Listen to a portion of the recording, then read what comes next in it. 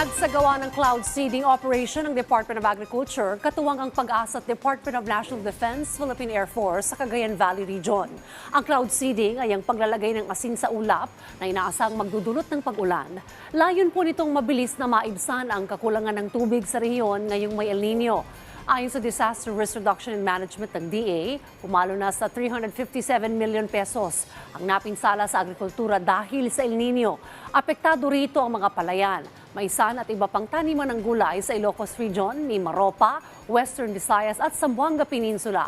Nangako naman ng DA na mamamahagi ng drought-resistant na binhi at libreng farm input sa mga apektadong magsasaka. I-endorso rin sila sa Labor Department at Department of Social Welfare and Development para mabigyan ng dagdag kabuhayan at tulong pinansyal.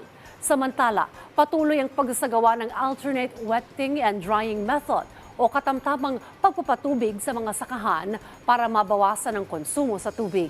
Maging ang paggamit ng solar irrigation system para mapatubigan ang mga sakahang maapektuhan ng tagtuyot.